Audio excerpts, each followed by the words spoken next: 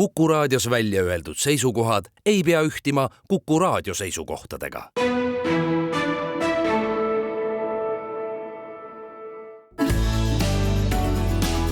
Keskpäevatund. Kord kalalaeva pardal ma kohtasin üht meest, kes kodunt laskis jalga oma kalli moori eest. Kord kalalaeva pardal ma kohtasin üht meest, kes kodunt laskis jalga oma kalli moori eest. Wow, wow, wow, allahi, ta ikka laulis nii. Naise võin küll võtta ma, kuid merde iial jätta saa. Naist armastan ma palavalt, meretult ja salaja. Las kaugenevad kaldad, see rõõmustab vaid meest, kes kodunt laskis jalga oma kalli moori eest. Las kaugenevad kaldad, see rõõmustab vaid meest, kes kodunt laskis jalga oma kalli moori eest. Oh, oh, oh, allahi, ta ikka laulis nii. Naise võin küll võtta ma, kuid merde iial jätta saa. Naist armastan ma palavalt, meretult ja salaja. Tuum tõuseb, maru algab, ei hirmuta see meest, kes kodunt laskis jalga oma kalli moori eest. Tõuseb, maru algab, ei hirmuta see meest, kes kodunt laskis jalga oma kalli moori eest. Oh, wow, wow, allahi, ta ikka laulis nii. Naise võin küll võtta ma, kuid merde iial jätta saa. Naist armastan ma palavalt,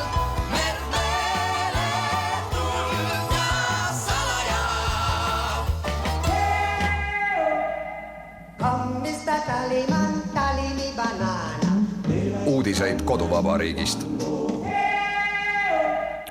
Tere, siin Kuku Raadio ja Keskpäevatund.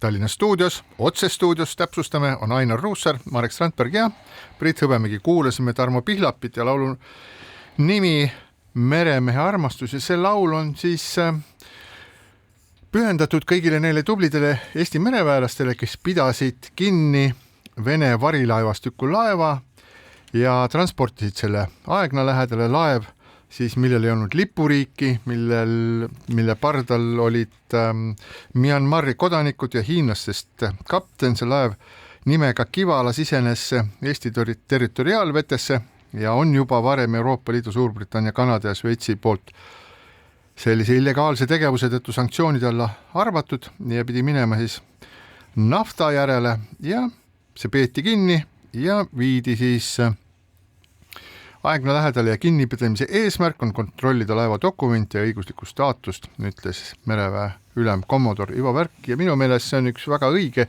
ja hea tegu, sellepärast et kui me siin kuu või paar tagasi sellise kerge imetlusega vaatasime seda, kuidas kolleegid Soomest või olid siis mitte kolleegid ajakirjanduse mõttes ja mitte kolleegid siis mereväe mõttes, aga kui soomlased pidasid kinni ühe laeva, keda kahtlustati siis kaablite purustamises, siis me vaatasin, väga äge, tubli tegu, võib-olla keegi ütles siin või arvas Eestis, et siin küll keegi midagi taolist ei julge teha, pole sellist helikopteritki, millega maanduda kuskile tankeri tekile, aga näed, isegi ilma helikopterita on see siiski võimalik.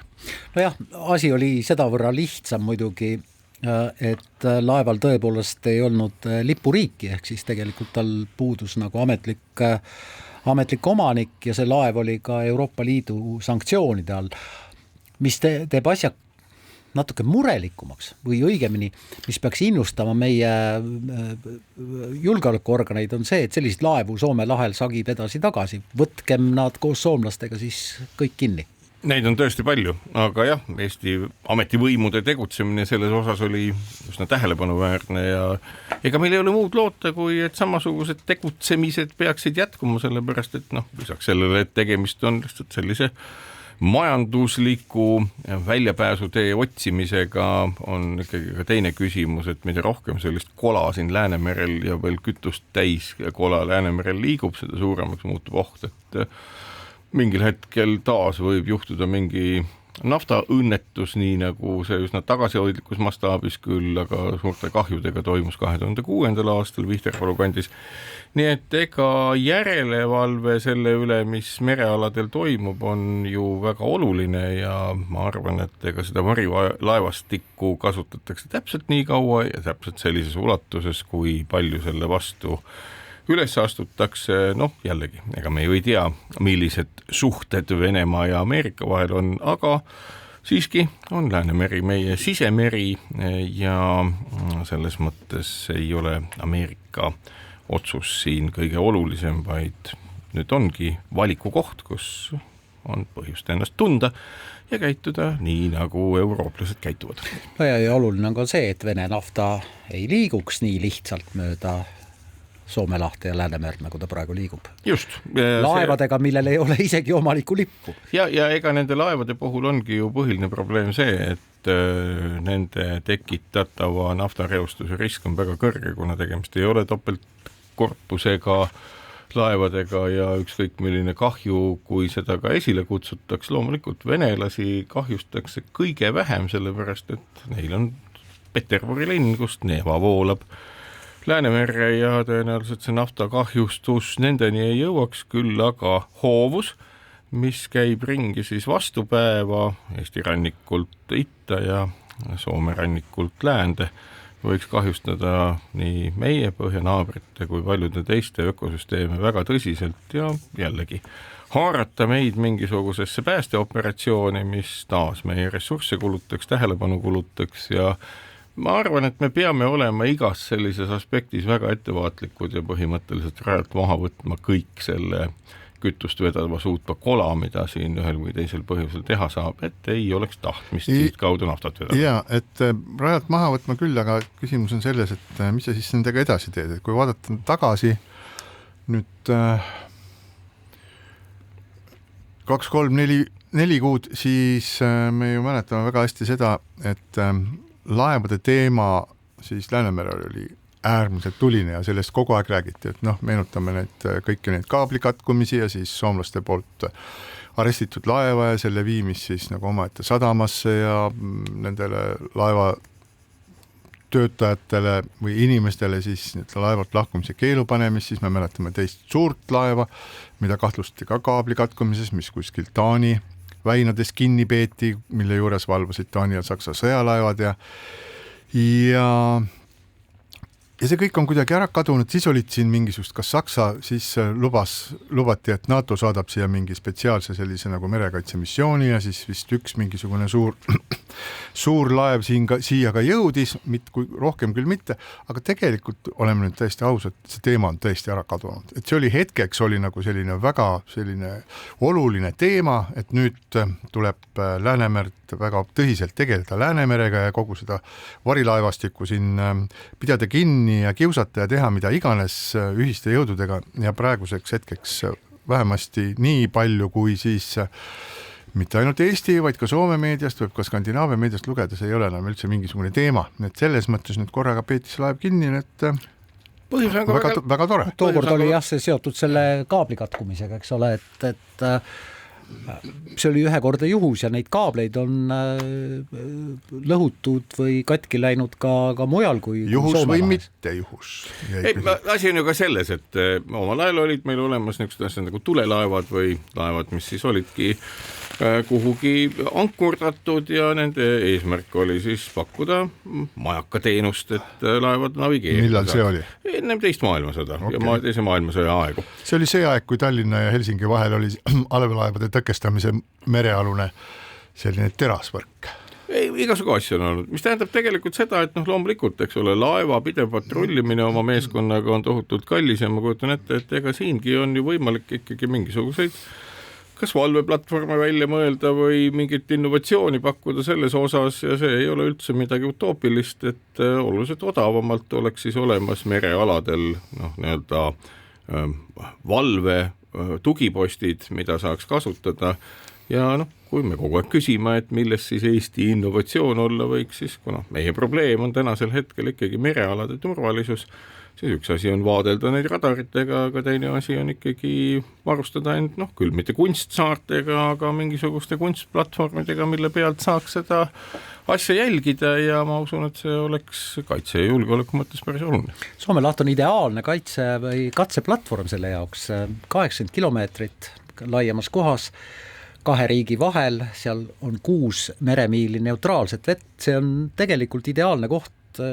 kus saaks katsetada uusi tehnoloogiaid, mida omakorda maha müüa. Et kui te kujutate ette, et mingisugune sõjalaev peaks nagu loksuma kusagil seal Soome lahes ütleme, meie rannikust ikkagi mitmekümne kilomeetri kaugusel seal püsima ja tervet meeskonda üleval pidama, see on utoopia. Loomulikult selle valvamine on kallis, aga kindlasti on olemas lahendusi ja võimalik neid luua, mis pakuksid hoopis paremat tulemust. Aga räägime nüüd ühest sellisest teemast, mis on Eestis väga palju vastukaja tekitanud ja see on siis kirikute ja koguduste seadus.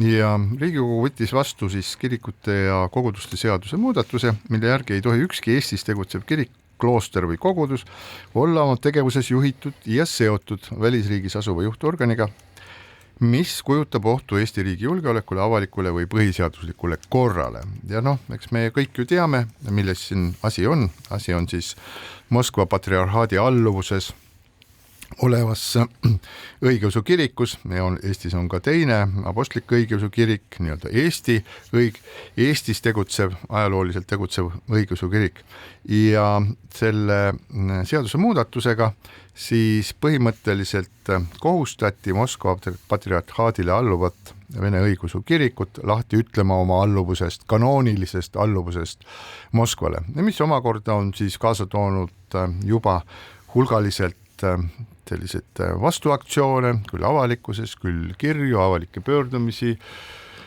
Kuremäe kloostri nunnade delegatsiooni liikumise Tallinnas, palvekirja viimine presidendile, kes ei ole seda seadust veel välja kuulutanud ja muid igasugused sellist asju. Jah, selle seaduse viimase versiooni poolt oli 60 Riigikogu liiget, Reform, sotsid, Eesti 200, mõned Isamaa saadikud, mõned sotsid ja mõned aknaalused, vastu 13, Keskerakond, EKRE ja 16 ei hääletanud ehk registreerisid ennast kohale. Ma vaatasin, et seal oli saadikuid vaadet kõigist erakondadest, nii et see oli nagu südametunnistuse asi, aga ilmselt ei oleks taolist ühiskondlikku arutelu, kui selle seadusteksti lugeda, tekkinud siis, kui mõni siinne islami kogukond oleks olnud sunnitud katkestama oma sidemed Iraani või Afganistani emaorganisatsiooniga, mis on nagu agressiivsed. Et Moskval alluv Vene õigeusu kirik tõepoolest on märgilise tähendusega, aga see, kui näiteks Varro Vooglaid, EKRE fraktsiooni liige oma pikas sõnavõtus seekord, kui seaduse poolt hääletati ja ka varem on öelnud, et see on tohutu julgeolekuoht, siis mina seda julgeolekuohtu ausalt öeldes ei näe. Ehk siis Eesti riik on praegu piisavalt tugev ja pigem võib olla oht selles, et selle kiriku või Moskval alluva kiriku taustal püütakse mõjutada mingisuguseid noori äärmuslasi kuidagi läbi sotsiaalmeediaga, mingisugust suurt julgeolekuohtu, et need inimesed, kes käivad jumalat palumas või piibliõpetust kuulamas, nüüd väga oluliselt näevad oma julgeolekut, sellest muutuvat ma ei näe. Aga Vene õigeusu kirik moel, nagu see pärast punase terrori algust Venemaal toiminud on, kus nii-öelda omaaegsed kirikujuhid kõik ära lõpetati ühel või teisel moel ja uued siis vandusid truudust erinevate nii-öelda sealsete julgeolekuorganitega koostööks. Selline stiil on ju jätkunud teadupoolest tänapäevani. Ja ses mõttes nii-öelda usuvabadusega selle kiriku kirikliku juhtimisstruktuuri keelustamises, mis on meile ju arusaadav, et ei ole vaja Jaana Linnuna pead liiva alla panna ja öelda, oi, mitte midagi ei ole. Me teame, et see on, samasti teab ka Varro Vooglaid, et see on nii. Ja inimeste, kelle jaoks usk on personaalne, isiklik asi, selle edasi praktiseerimine ju ei sõltu sellest, milline on käsukord selles kirikus ja selle käsukorra muutmine on oluline. Muidugi sama nunnade kurtmiskäik, nagu paranoilise inimesena venelaste kõrval elades on ju arusaadav, et sellel kurtmiskäigul on tõenäoliselt olemas ka mingisugune propagandistlik tagamõte või pealisülesanne, miks see juhtunud on ja loomulikult võib see olla kunagi tulevikus seotud sellega, Venemaa jaoks, Putini jaoks on täitsa kama, mis ettekäändeks tuua. Nende propaganda suudab siseriiklikult ükskõik millise väljaspool toimunud sündmuse, nagu me teame, ju keerata nende enda kasuks ja üles kihutada selle rahva ja lihtsalt see käik iseenesest juba on, kus nunnad, keda enam, et me ju teame, et see klooster koosneb ju oma juhtide osas väga haritud inimestest, kelle jaoks ei ole küsimus selles, et kes ei saaks aru, mille tõttu keelustatakse nende juhtimisstruktuur seotult Venemaaga ja see on lihtsalt selline hale naljakas nagu mäng, mida mängitakse. Oi, meil on raske, me ei saa nüüd kuidagi moodi oma usku praktiseerida. Usu praktiseerimisega ei ole mitte ühelgi moel seotud see asi, kuidas käsud tulevad Venemaalt. Ja kloostri elu see minu meelest ka nagu ei ohusta. Pigem võiks olla vastupidi, et kui nad ütlevad, et see ohustab, siis see tähendab seda, et nad on täiesti teadlikult võtnud omaks kogu selle nii-öelda Vene kiriku poliitilise ja ka ütleme siis KGB-lise või FSB-lise juhtimise struktuuri, mis on olemas. Nad küll ise väidavad ja tõepoolest ka Eesti julgeolekuorganid väidavad, et mingisugust poliitikat vähemalt seal avalikel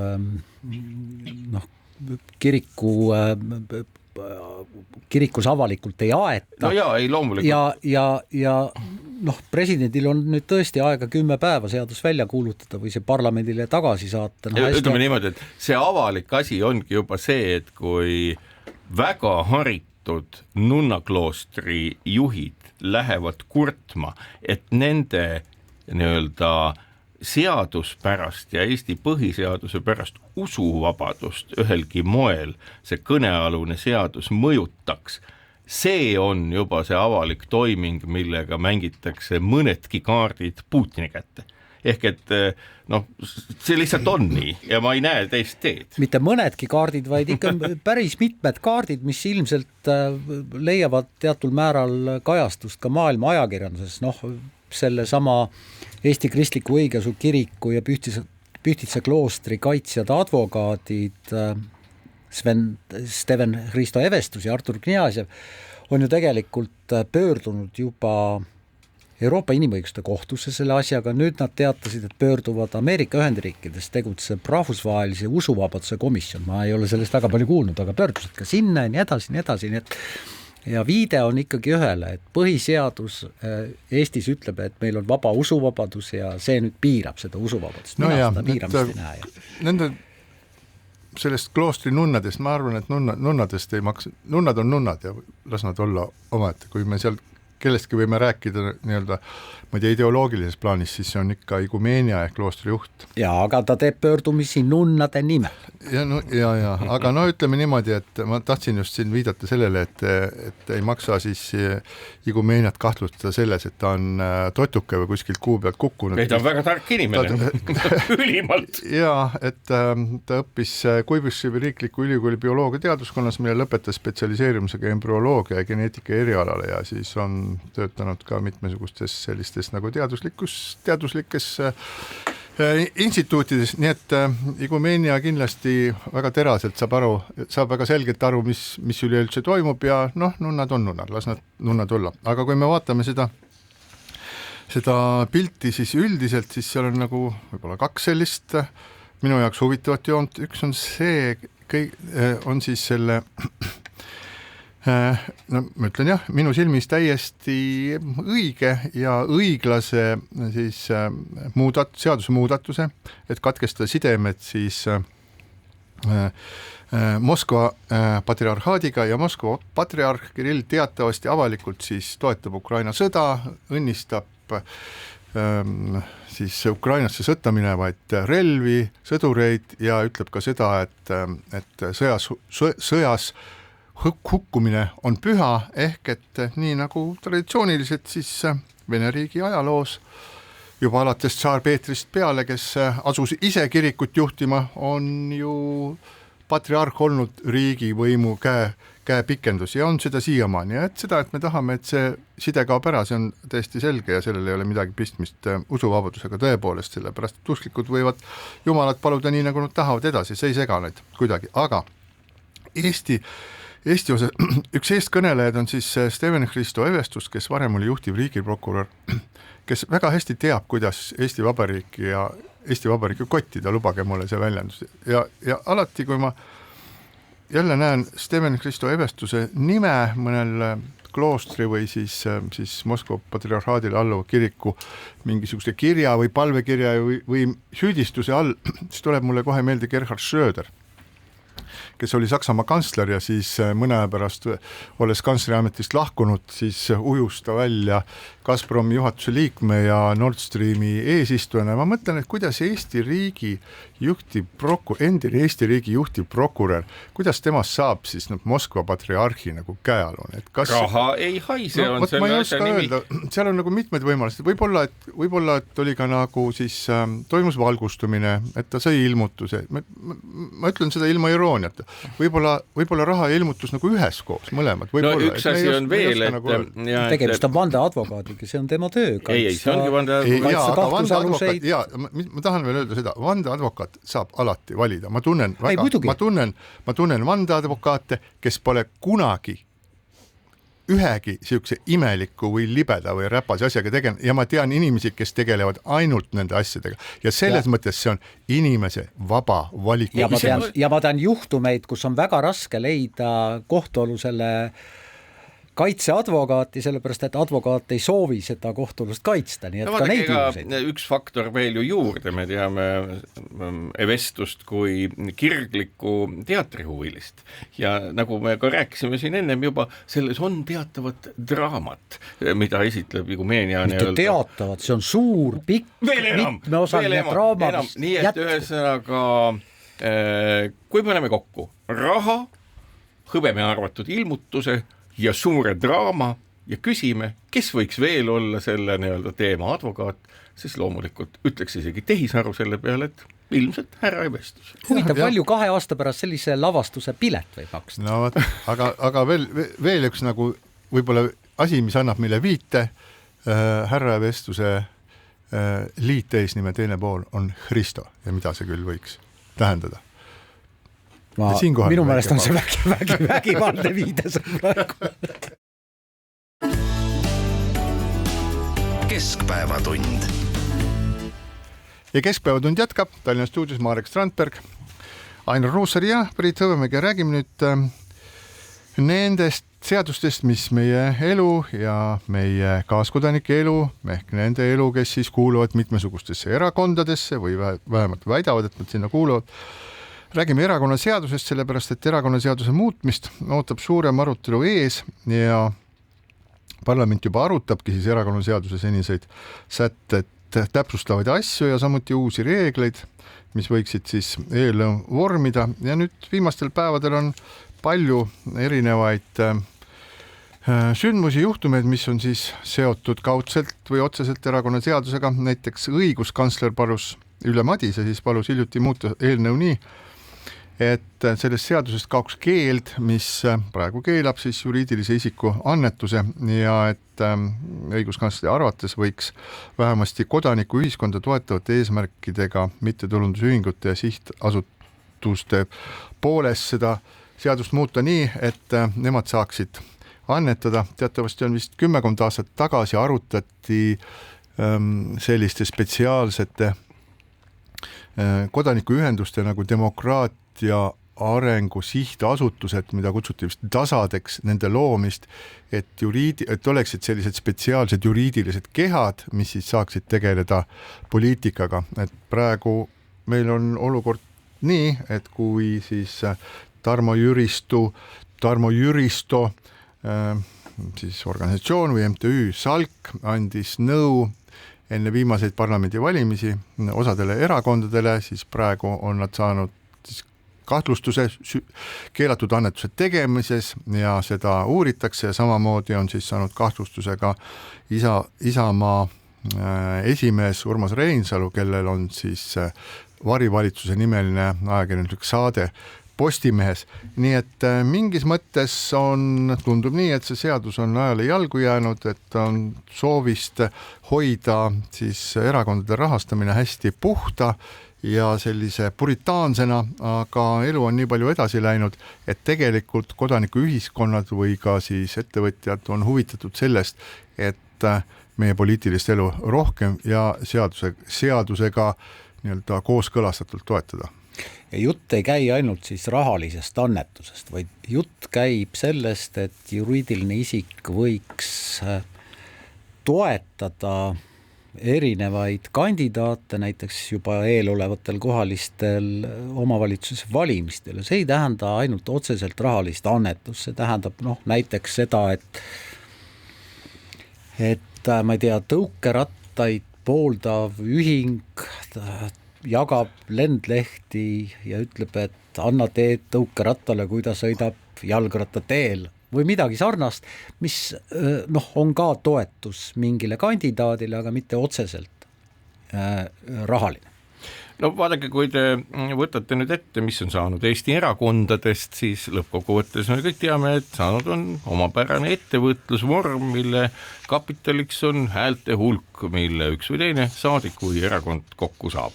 Selle häälte hulgaga suudetakse poolt Eesti riigi rahvatulust nagu ümber jagada ja kohandada ja reguleerida, ehk et umbes 50 000 inimest, kes erakondadesse kuulub, tegelikult juhivad umbes poolt Eesti rahvatulust ja see on nagu ettevõtluse vorm, mis pakub mõnu ja kõike muud. Ma ütlen siia ainult remargi korras vahel, et erakondade rahastamise järelevalve komisjoni esimese kvartali andmed erakondade sissetulekute, erakondade raha kohta näitab ikka väga märkimisväärselt. Paremates erakondades maksab 2-3% inimestest liikmemaksu. Palju õnne, aga vabandust, et ma sind segasin. Just. See näitab kuuluvust, see näitab pühendumust ja nii edasi. Just. Ja ma tahtsingi sinna jõuda, et loomulikult võib ju vaadata täiesti loogilise edasiarenguna seda, et ei pea enam salajast raha kilekottidega vedama ja mida kõike muud, vaid et ettevõtted tõesti võiksid saada avalikult õiguse enda meelejärgsetele erakondadele raha anda üheks või teiseks tegevuseks. No mis tegelikult ju muudaks need parteilased ju veelgi laisemaks ja minu meelest võiks kodanikuühendus ikkagi ühendades kodanikke ehk erakonna liikmeid, nii palju vaeva näha, et oluliselt rohkem kui vaid 3% sellest erakonna eelarvest tuleks ka nendelt inimestelt endilt. Siis võibki ju öelda seda, et näiteks, et äkki peaks see ettevõtete sallimine rahastamisel kaasas käima ka teatud tingimusega, et erakonna liikmed ise suudaksid ka panustada veidi. Ideaalne oleks muidugi selline variant, et 1/3 annavad erakonna liikmed ja ülejäänud 2/3 pooleks siis, et riigieelarveline rahastus on ka 1/3 sellest täpselt sama summa, mida erakonna liikmed ise kokku suudavad koguda ja ülejäänu võivad annetada ettevõtjad või eraisikud täpselt nii, nagu nad tahavad. Ma ei tea, kas see 1/3 nii-öelda mudel võiks olukorda parandada, aga igal juhul muudaks ta erakondade, ma tahtsin juba öelda ettevõtete, aga erakondade liikmed tõenäoliselt tunduvalt mobiliseeritumaks. Aga igal juhul nii-öelda, kui ettevõtted saavad õiguse erakondi rahastada, siis muutub tegelikult see erakondade pilt üsna täielikuks ja terviklikuks just nimelt selles mõttes, et põlistub arusaam, et erakonnapoliitika Eestis on omaette ettevõtluse vorm, mille tugi pärinebki ettevõtetelt ja mõnes mõttes läheks ju asi selgemaks, et nagu ei oleks küsimust mingites maailmavaadetes, sellepärast ettevõtetel tavaliselt isegi, kui nad väga räägivad sellest, maailmavaateid on üsna napilt, nende peamine eesmärk on teenida oma tulu ja kasumi saamise nimel, kui ollakse valmis mõjutama poliitikat, nii nagu me näeme seda ju täna Ühendriikides toimuvat, võib-olla see ongi ajastu märk ehk et nagu on muutunud maailma poliitika sealt Trumpi valimisega, võib-olla on ka Eestis aeg näidata inimestele selgelt kätte, et meil ei ole mingisuguseid aateid ja ideid, vaid asi on üsna pragmaatiline ja papipõhine. No ja kui teine võimalus on vaadata seda kõike nii, et asjad on nii, nagu nad parajasti on. See on väga hea. See on üks kaunimaid tautoloogilisi väiteid. Asjad on nii, nagu nad parasjagu on, et on erakondi, kus on suurtoetajad, kes maksavad igas kvartalis 100 000 või 30 000 või 50 000 toetust, täiesti korrektne, juriidiliselt kõik korrektne, ja see sama erakond, eks ole, kogub liikmemaksudelt, kus juures liikmeid on 5-6 tuhat, kogub liikmemaksudest ainult kuskil 4,5-5 tuhat eurot. Et siin on minu jaoks nagu asi jabur, et kui sa kuulud mingisugusesse organisatsiooni, kui sul on maailmavaade, jah, ma liitun selle parteiga, siis see tähendab natukene midagi enamat kui... Aga see ju ongi niimoodi, et maailmavaadet ei ole, on pragmaatiline arusaam. Las riik maksab meile... Ei, aga kui sul maailmavaadet ei ole, miks sa mina ei kuulu ühtegi erakonda, miks sa ühined mõne erakonna? Aga sellepärast, et erakondadest on saanud juba ammu, aastaid tagasi, ettevõtluse erivormid, sa oled osaline ettevõttes, sa loodad, et see ettevõtte tagab sulle töökoha, sul ei ole kui parteil on 10 000 liiget, siis kõik need 10 000 inimest ei saa ju loota sellele, et see partei kuidagi toetab või tagab midagi. See on ju jabur. See süsteem, mida sa kirjeldad, on juhul, kui see kas või 10% vastab tõele, siis on see küll väga halvasti. Ei, ta lihtsalt on, nagu Priit ütles, asjad on nii, nagu on. Et selles mõttes... Siis on halvasti. Ei, me võime öelda, et see on halvasti ja see ei meeldi meile ja tõepoolest see mulle näiteks ei meeldi, aga ma arvan, et võib-olla on seda sotsioloogilist uuringut juba tehtud, aga et ma kujutan ette, et kui püüda siis ühe või teise erakonna liikmeid näiteks mingisuguse sotsioloogilise uurimuse käigus nagu intervjueerida, siis enam-vähem sellise tulemuseni me tõenäoliselt ka jõuaksime, et erakonna liige ei kanna endas mitte mingit väga keerulist maailmavaatelist põhitõdet, seda enam, et me ju näeme, et praktiliselt Eesti erakonnapoliitika on muutunud selleks, et kõik parempoolsed on natukene vasakpoolsed ja kõik vasakpoolsed on natukene parempoolsed ja see, mis välja joonistub, on pragmatism, mida siis aeg-ajalt sõnastatakse täpsemal moel, kuidas kuskilt raha võetakse ja kuhu see pannakse sellise kauni dokumendiga nagu koalitsioonileping. Ja see on õige, et ma tahaks sellele oma tähelepanuväärse lausele lisada veel midagi, et tõepoolest, et riigi osa võiks vähendada, liikmemaksude osa võiks suurendada, võiks juriidiliste isikute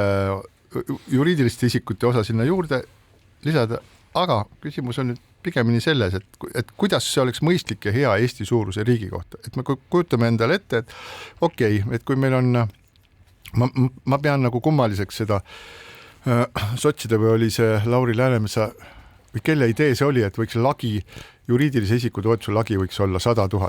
No ja, aga miks mitte 101 324 786 eurot ja 34 senti näiteks, et need on sellised nagu kummalised numbrid, aga küsimus on võib-olla need suurusjärkudest, aga ütleme, mis siis, kui üks suur rahvaerakond või toetust 500 miljardit eurot.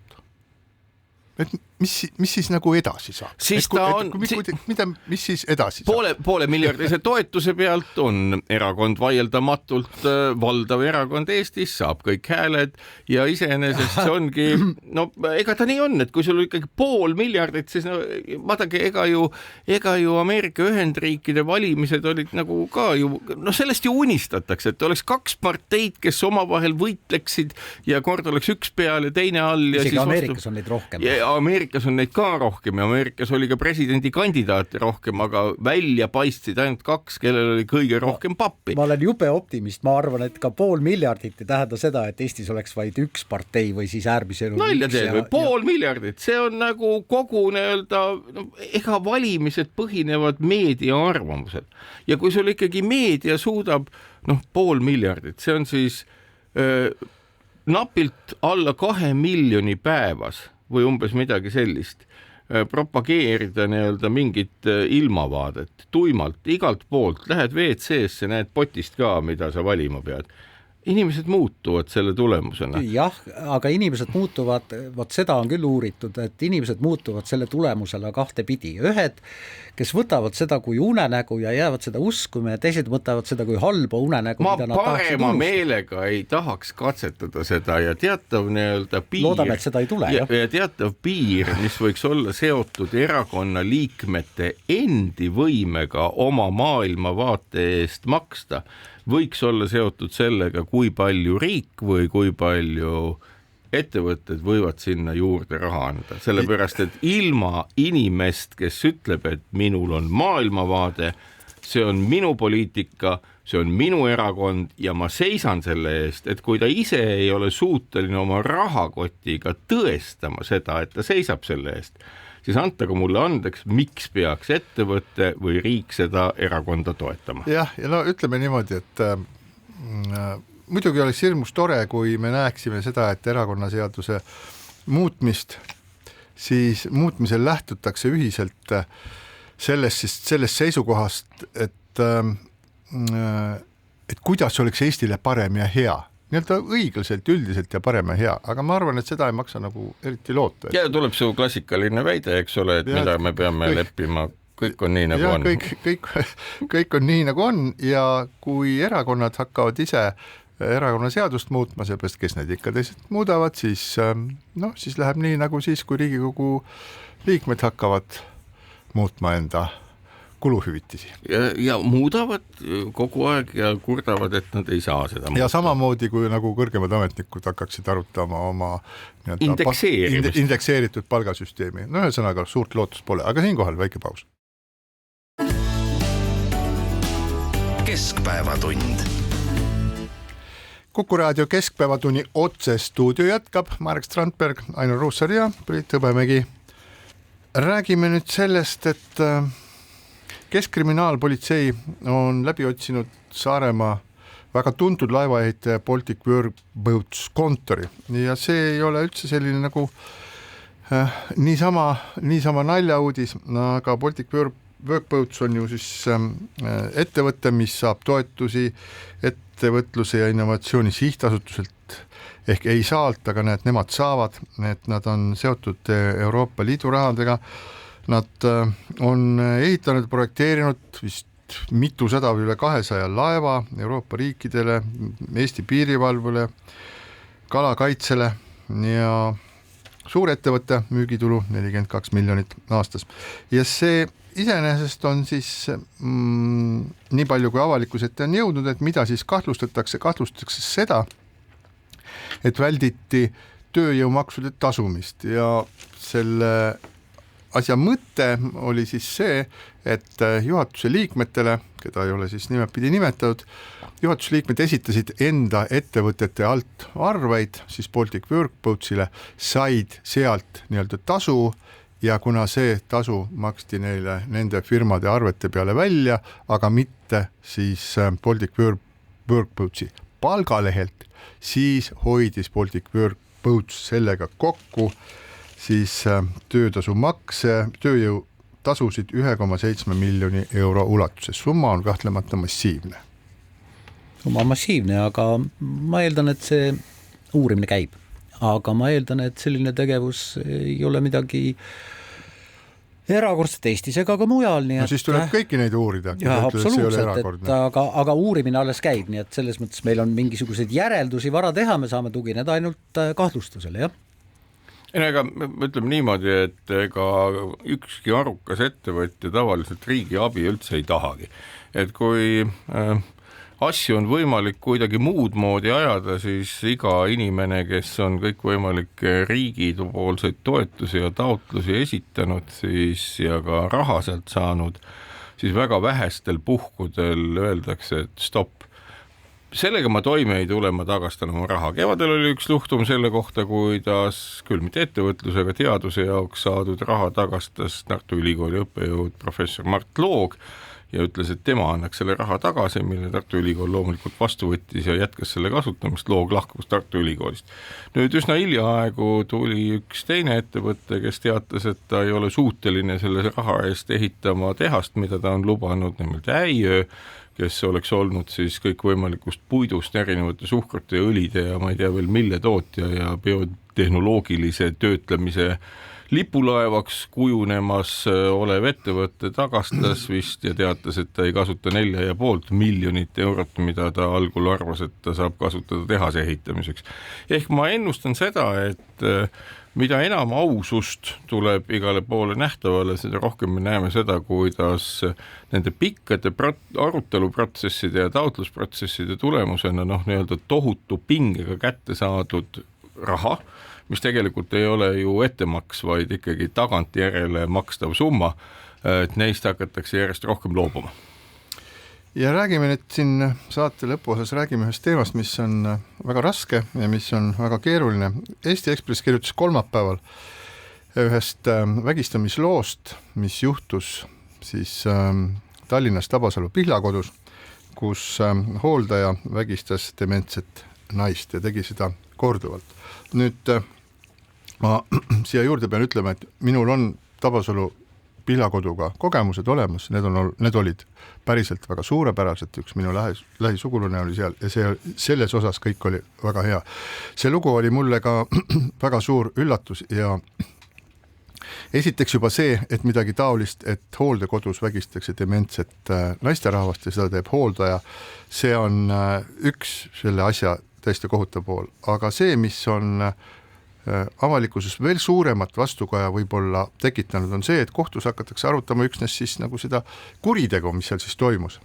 Sest prokuratuuri hinnangul pole piisavalt tõendeid, ma tsiteerin nüüd ERR-i uudist, et seksuaalkuritegu tõi dementsetele hoolealustele kaasa tervisekahju ja menetlust juhtinud prokurör Arika Lepp ütles Ekspressile, et iga tahtevastane suguühe ei pruugi põhjustada vaimset ja füüsilist tervisekahju. See tahab nüüd küll lahti seletamist, jah, selles mõttes. Ja see on nagu täiesti nagu jahmatav kommentaar, mitte ainult siis lihtsalt inimesi, vaid ka õiguseksperdid ja seksuaalvägivallaga tegelevad spetsialistid ja tavalised Eesti inimesed on selle üle jahmunud. Aga nüüd, mis on nagu vindile veel peale, Põhja ringkonnaprokuratuuri juhtivprokurör Priit Heinsoo ütles Tabasalu Pihlakodu vägistamisjuhtumit kommenteerides, et iga seksuaalkuritegu tekitab kahju, kuid tervisekahju on hoopis midagi muud. Ehk teiste sõnadega, kui mingisugune lurjus vägistab dementset naist, siis palun väga, ei mingit tervisekahju. Ei ole mingit tervisekahju. Seda arvab nii Põhja ringkonnaprokuratuuri juhtivprokurör Priit Heinsoo, kui siis menetlust juhtunud prokurör Arika Lepp ja palju õnne meile selliste prokuröride puhul, palju õnne meile kõigile. Kusjuures kasutatakse sõna vägistamine, ehk siis see on minu meelest ühetaoline ja üheselt selge kuriteoliik, ehk siis ei räägita mingist lihtsamast seksuaalkuriteost. Vägistamine on väga selgelt väga ränk kuritegu. Me oleme oma selle õigusarusaamaga ajas kõvasti tagasi hüpanud, kui pikka aega arvati ju ka, et kaladele ei põhjusta nende kuivale tõstmine valu ja ebamugavust või ka näiteks krabidele või vähkidele nende keetmine elusast peast, tänasel hetkel on näidatud, et see valutundlikkus eksisteerib ja ma ei tea, kust nagu prokurörid oma teadmise võtavad. Küll aga on imeks pandav hoopis teine asi, et meil on ju pikka aega nüüd kokku liidetud Sotsiaalministeerium ja tervise asjadega tegelev ministriamet ja me ei ole kuulnud Sotsiaalministeeriumist, mille otsene vastutusala see on, mitte ühtegi piiksu selle kohta, kuidas sellesse olukorda, mis ühiskonda ju tohutult tärritanud on, nemad suhtuvad. Sellepärast, et meenutame seda, et Sotsiaalministeeriumi kantsler lahkus oma nii-öelda hooldekodude juhtimisest enam-vähem samal ajal, kui seal leidsid aset nii-öelda üsna tõsised lastevastase vägivallaga seotud tegevused ja ma ei ole aru saanud tänase päevani, kuidas saab olla niimoodi, et kogu seda Sotsiaalministeeriumi haldusalas puudutavat tegevust võtab see sama ministeerium, kes ütleb, et nad vastutavad justkui ja on tundlikud kõikide nende asjade suhtes niivõrd külma kõhuga ja ükskõikselt. Enamgi veel, et uus minister, Karmen Joller, kes on perearst, on kokku kutsunud küll tervise asjas ja propageerinud seda kõvasti nõndanimetatud konsiiliumi, mis loodetavalt töötab siis nii-öelda vabatahtlikkuse alusel, aga eks me hakkame seda nägema. Ja tal ei ole mitte ühtegi ütlust olnud selle nädala jooksul kogu selle sotsiaalsed valdkonna teemade kohta, mis on aktuaalsed, mis on valusad ja mis tegelikult nii-öelda seavad kahtluse alla kogu selle sotsiaalhoolekande heaolu tagamise, mida ju loodeti neile rahastuse suurendamisega, mis tegelikult on kulunud selle peale, et hinnad kõikides nendes hooldekodudes on tarbijate jaoks kasvanud ja seda udujuttu, et küll te oma pensionirahaga seal elada saate, ei maksa enam uskuda.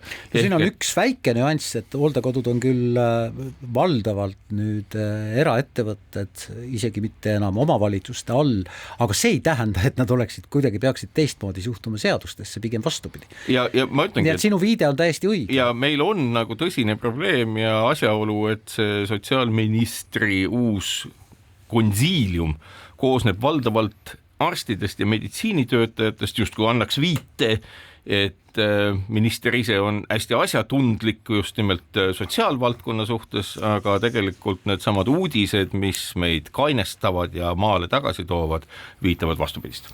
Ja siinkohal lõpetame ma tänase saate. Tänan teid kuulamast, loodame, et ilm läheb paremaks ja kevad siiski varsti tuleb. Kohtume taas nädala pärast.